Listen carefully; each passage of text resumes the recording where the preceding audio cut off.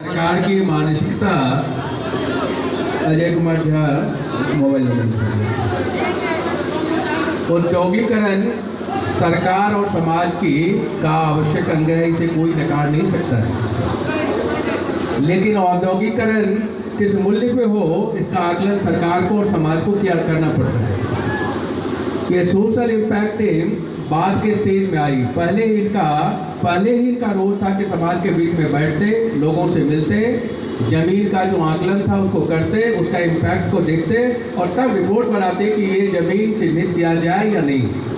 चिन्हित करने के पहले की प्रक्रिया ये अब कर रहे हैं। और सरकार कितनी उदासीन है कि जिन जिन ऑफिसरों का इस लिस्ट में नाम दिया उनमें से कोई उपस्थित नहीं है।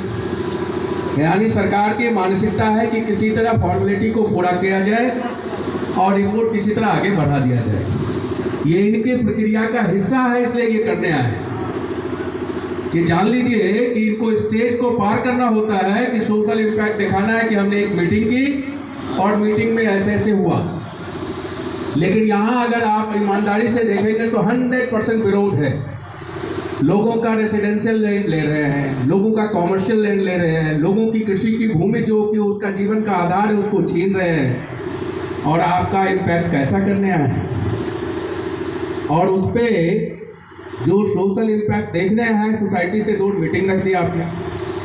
इसके पीछे का उद्देश्य आपका कुत्सित है। अगर आपका मनसा है कि लोगों की अवधारणाओं को जानना है तो लोगों के बीच में जाएंगे कि लोगों को दूर लेकर के आगे। 286 एकड़ बनगांव की ज़मीन है, 142 एकड़ आपने बताया है कि दरना की ज़मीन है, और बौसदेवा वाले का 1 एकड़ नहीं जा रहा है। लेकिन मीटिंग यहाँ करेंगे। ये मीटिंग यहाँ क्यों करेंगे? So that less people can participate in the meeting and you will be in A comfortable position.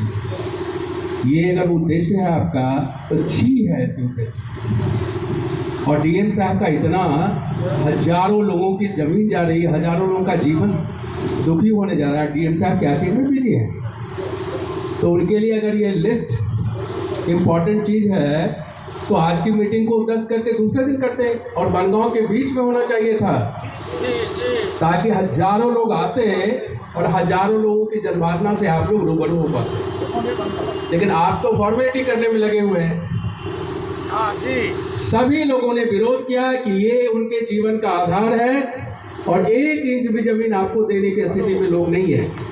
उद्योग लगे, लेकिन वहां लगे जहां उनके जीवन पे दुष्प्रभाव कम हो।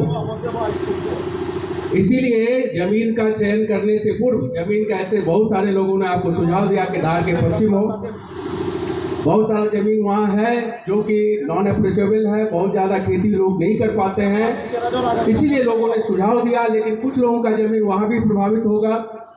लेकिन जब आप देखेंगे कि कंपेरेटिवली देखा जाता है कि कहाँ कम से कम प्रभाव हो रहा, कहाँ कम से कम लोग दुखी होंगे, ऐसे ज़मीन का चयन किया जाता है। आप उठे और घर के बगल की ज़मीन को छीन लेंगे। क्या आपका सर्वे टीम है? क्या सरकार की मंशा है? क्या सरकार का उद्देश्य है? और क्या औद्योगिकरण? आप औद्योगिकरण का अगर उद्देश्य लोगों को जीविका देना है तो हजारों लोगों की जीविका छीन करके क्या जीविका देने जा रहे हैं आप? 1-1 एकड़ का मालिक है वहाँ, जो गाय चराता है, बैल चराता है, ऊंची बोली पे उसका दूध का कारोबार है, उसकी कृषि है, उनका जीविका छीन करके कौन सा जीविका दे रहे हैं आप? आप भटके हुए लोग हैं, सरकार भटकी हुई टीम लेके बढ़ रही है। इसीलिए आपको स्थिर करना होगा कि जो जमीन चयन किया है वो जमीन किसी भी तरह से इसके उपयोग में नहीं है, उद्योग वहाँ नहीं लगना चाहिए। हजारों, आपने ही खुद अपने आकलन में लिखा है कि हजारों इमारती लकड़ी और बागवानी की लकड़ी को आप काट देंगे, जिसको उपजाने में सैकड़ों 100 साल, 50 साल, 60 साल का गाछ है। प्रदूषण का जो इम्पैक्ट होगा तो गांव पे होगा, उसका आकलन आपने किया ही नहीं है। तो आपका जो भी आकलन है वो गलत है। इसीलिए यहाँ किसी भी हालत में नहीं होना चाहिए। क्या भाई आप लोग तैयार हैं? बिल्कुल नहीं, नहीं है तो नहीं होना चाहिए, नहीं होना चाहिए ना, नहीं होना चाहिए। यहाँ एक भी आवाज आपको फेवर में नहीं मिल रहा है। This is going to be your report for the government कि यहाँ सारे लोग विरोध में हैं। कोर्ट जाने की आवश्यकता नहीं होगी। डीएम साहब जरूर इस बात को समझेंगे और इसको कैंसिल करके अपने सही जमीन का चुनाव करें। कहाँ उनको करना है, धार के पश्चिम जाना है, उत्तर जाना है, दक्षिण जाना है, जहाँ जाए। लेकिन ये जो प्लॉट है ये रेसिडेंशियल है और आपके जीवन का अंग है, जो कि आपको बहुत नुकसान देने वाला है। और उद्योग लगाए सरकार, स्वागत है, लेकिन जमीन का सही चुनाव करे। धन्यवाद। Thank you.